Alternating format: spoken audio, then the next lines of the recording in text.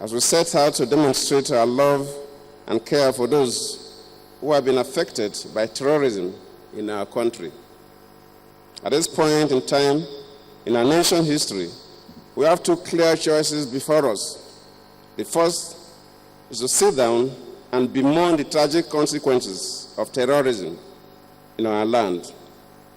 The second is to stand up and take action that will show that good will always overwhelm evil. By this fundraising initiative, we have chosen the latter. We are reaching out with a cordial of comfort and a show of support to our people. One aspect of Nigerian culture I have always been proud of is our preparedness to always be our brothers and sisters' keeper. This was on display in 2012 when we experienced the natural calamity of flooding. As we fundraise today, I am confident that this quality, domiciled in the minds of our people, will once again give expression through your work and the generosity and large-heartedness of the good people of this great country. Let me quickly share a story with you. On Thursday, July 24, 2014, that is this year, at exactly 12:35 p.m., a courier letter arrived in my office from Aba, Abia State. In the package was a bank draft for 5,000 naira sent in by a kind-hearted Nigerian, Dr. Uchenna Nanakalo, whom I never knew. He sent in the draft as his own contribution to the Victim Support Fund that we are launching today. I share this story because it touched my heart. Very clearly, Nigerians are very good people. Many lessons are contained in this seemingly little package of gesture. The first is that any amount donated to this cause will do. He gave what he could, apparently from the bottom of his heart. In seeking to provide succor to the victims of terror attacks, no amount is too small. The 5,000 naira Carlo gave can clothe a whole family or pay for their food for some days. We should therefore not think that our contributions have to be extremely large before they can be useful. The second lesson from Carlos gesture is that you cannot defeat the Nigerian spirit of good neighborliness. Those who are trying to define Nigeria on the basis of ethnicity and religion are missing the point, and they will continue to miss the point. Injury to one Nigerian is injury to all of us. Discomfort in any part of the country is discomfort to the rest of the country.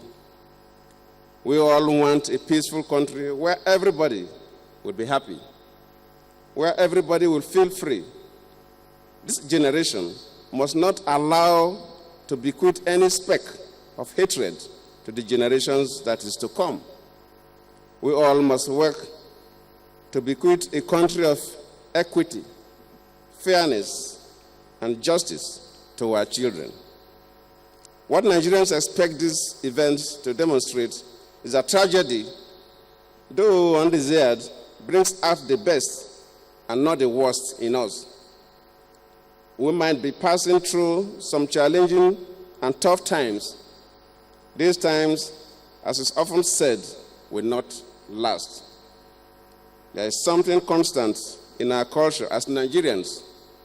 We do not allow fellow citizens to bear tragedy by themselves alone. It is true we are navigating a very challenging phase in our journey as a nation. This phase has brought out the extremes of inhumanity in the misguided elements who are hiding under the guise of religion to destroy a country we are working very, very hard to build. Collectively, rather than despair, we want to repair. The world only makes progress when we solve problems. Problems cannot solve themselves. Lamentation cannot solve problems.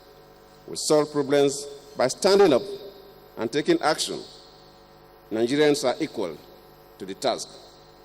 On July 16, 2014, when I inaugurated the Victim Support Fund Committee, I did say that this is not the kind of project we would love to waste ourselves.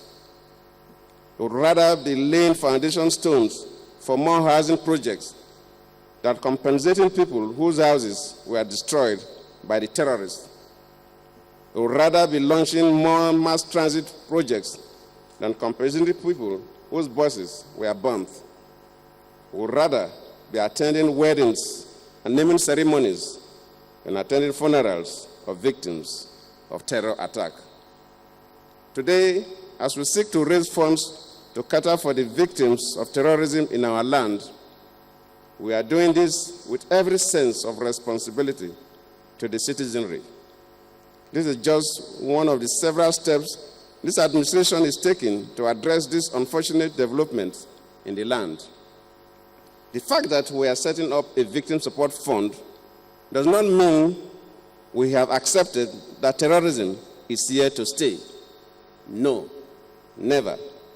Rather, this is just one of the short-term measures in our overall strategy against the enemies of peace and progress. We will not allow evil to overcome good. No, we will not. I understand perfectly that millions of Nigerians are worried about the threat of terror in our country.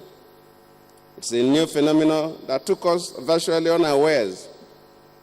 I never for once thought that I would, in my lifetime, hear of a Nigerian strapping bombs to themselves and blowing up innocent people.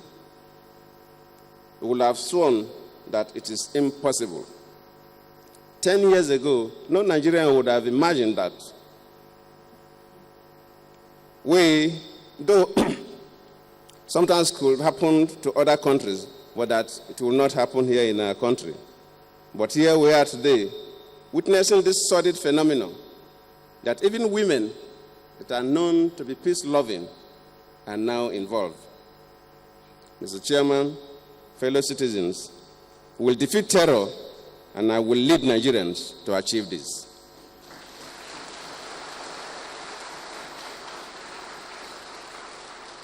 Distinguished ladies and gentlemen, when some twisted minds kidnapped innocent schoolgirls and have since kept them captive for months, many Nigerians never believed it could happen in our beloved country.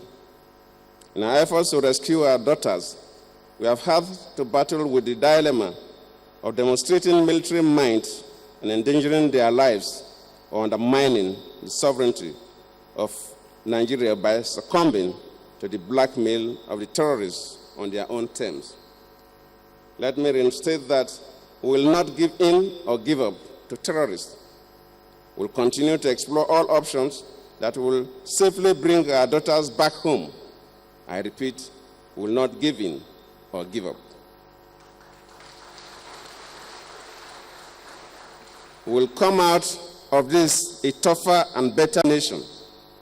In these trying times, we have seen Muslims and Christians, Northerners and Southerners, men and women, and Nigerians from all walks of life rise up in unison to condemn the terrorists. Rather than destroy the spirits and essence of our Nigerianness, the terrorists have succeeded in uniting us and making us to see that they are a common threat to all of us. By bombing mosques and churches, they have shown to us that they are enemies to all. By killing Muslims and Christians, they have demonstrated to every Nigerian that their evil agenda does not discriminate. Unintentionally, they are motivating millions of Nigerians to see them as a common enemy whose only purpose is to steal, to kill, and to destroy. As Nigerians, we must find strength in these trying times. We must redefine our sense of purpose at moments like this. We must tap into our sense of unity, peace, and progress in the face of these relentless assaults by these enemies of peace and dispensers of horror. Mr. Chairman, Ladies and gentlemen, we can